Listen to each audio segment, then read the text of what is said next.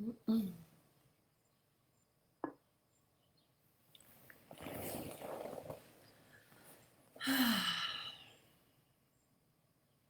my goodness, it is Monday and we are here. Good morning. Good morning. I hope you all had a really lovely weekend here in Cleveland. It was rainy and I had the opportunity on both days to lie down and take a little bit of a nap, which I don't know. I think that I didn't really get into in my until I was like in my mid 30s when I recognized, oh, I need a nap like every day, if possible. So I got to luxuriate in that a little bit this weekend.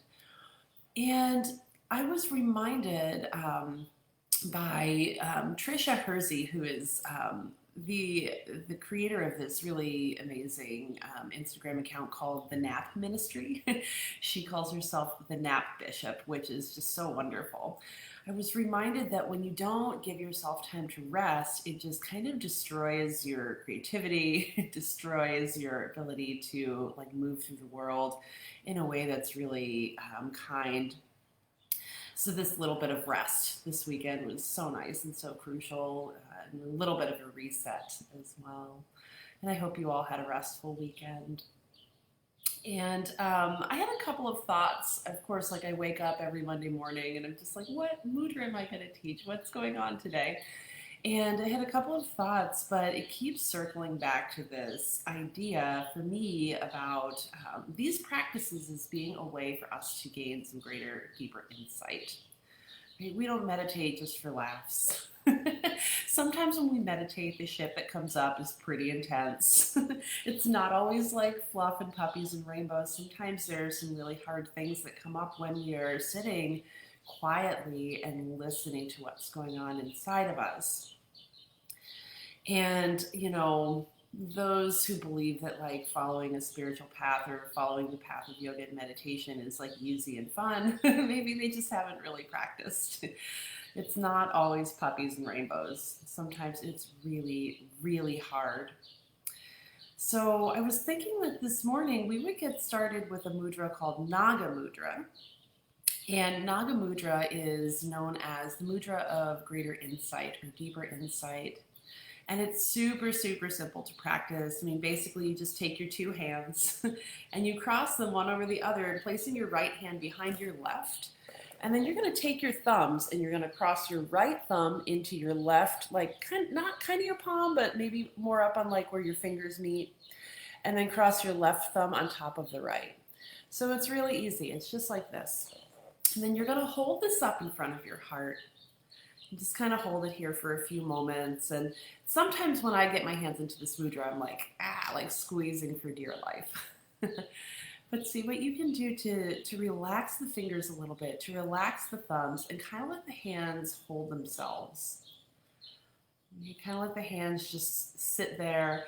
You could even take the hands onto your heart or down into your lap if you wish. That's totally fine. I'm thinking of, well, Naga is a snake creature. It's like a half human, half snake creature. And there's this idea that the snake is a really evolved being because it continually sheds skins, continually gives up old parts of itself to grow.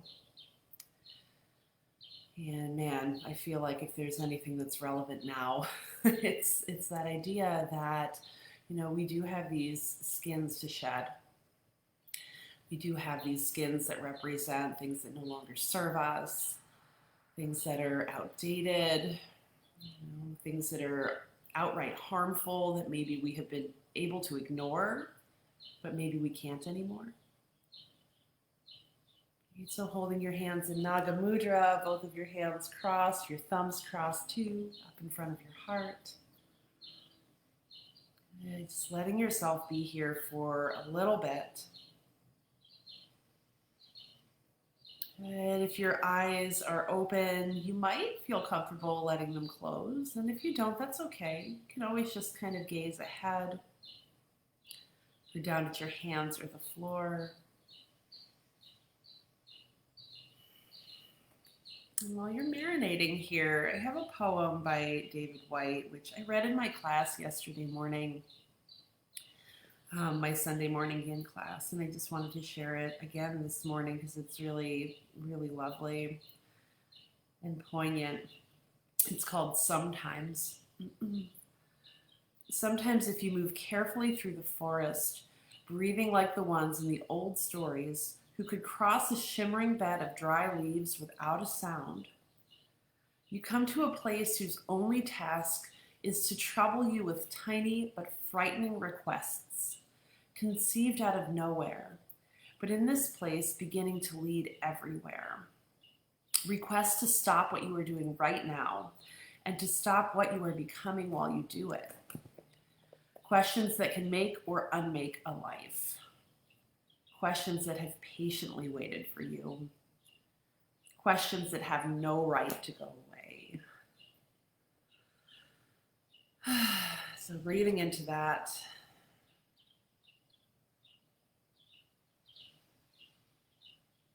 And allowing yourself to just sit with the questions if there are any there.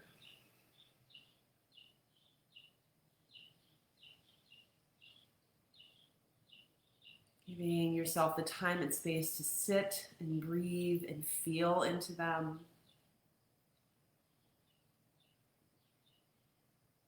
You can't rip the skin off the snake, Ram Dass says. The snake must molt the skin.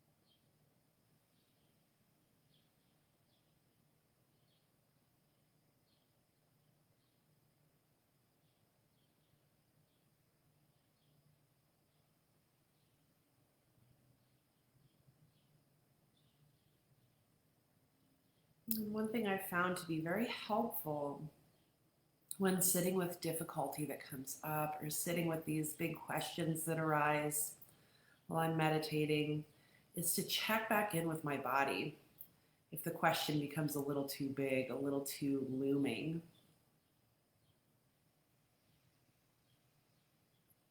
If things start to feel kind of intense, move back to the sound of your breath. How does your breath sound? How does it feel?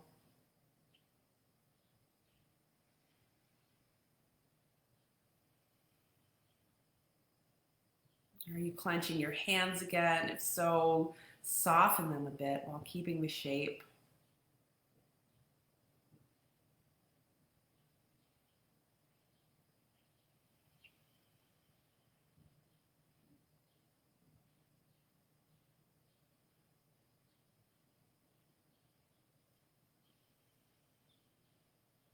Can you detect your heartbeat?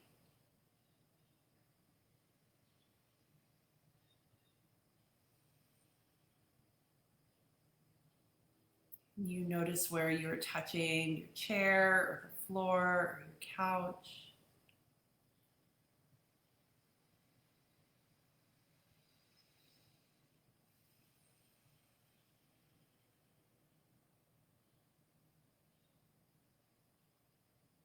And taking time to breathe just a little bit more deeply here.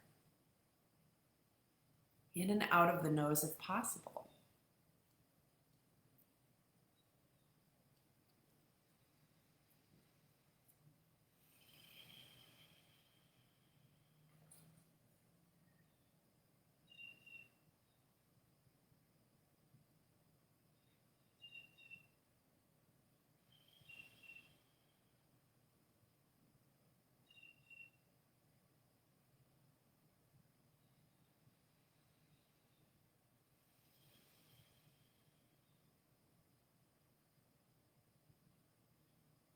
Good. Why don't we just take another 20 breaths or so right here.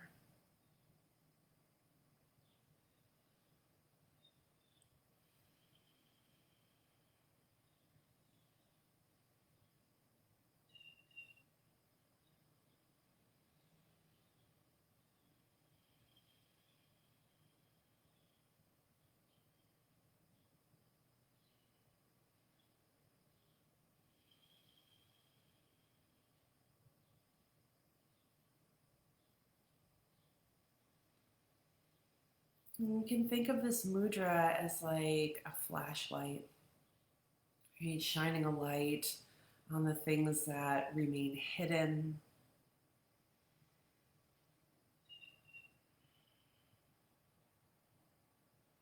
Bringing new things to light for us so that we can see them first and foremost.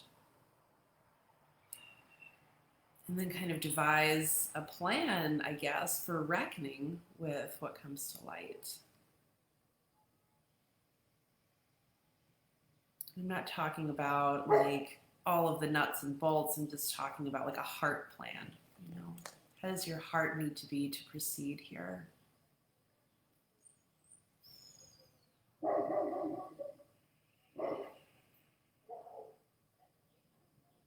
Okay, what needs to be heard? What needs to be said?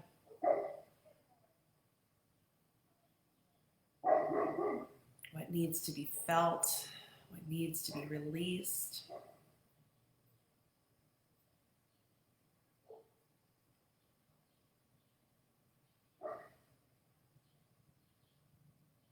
All of these tricky questions, all of these questions that have no right to go away. They're not easy to answer. They are so sticky. They require our time and our attention. Unraveling them one little piece at a time.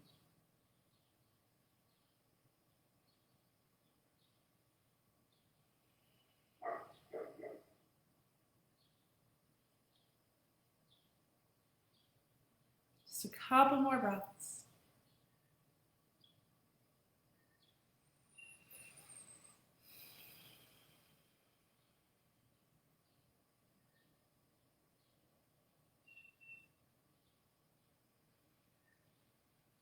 Good, and if your eyes are closed, go ahead and open them. And if you're anything like me, your hands are probably like, move me.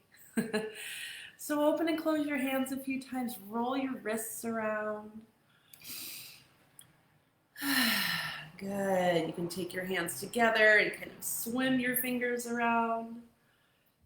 And then press your palms forward. Lift your arms up. Good. And then release your hands down into your lap. And thanks for joining me this morning. It's Monday morning. Abide has a ton of classes this week. We have outdoor classes almost every day. We have online classes every day. And if anybody is curious about those, you can just take a look on our website. All the information is up there.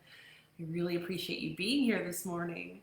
It's good to see your, well, I see an eye with a number, so that's really nice to see. I hope y'all have a really nice week, and I'll see you again on Friday for a little bit of yin practice. 30 minutes of yin yoga at 7 o'clock. Bye-bye.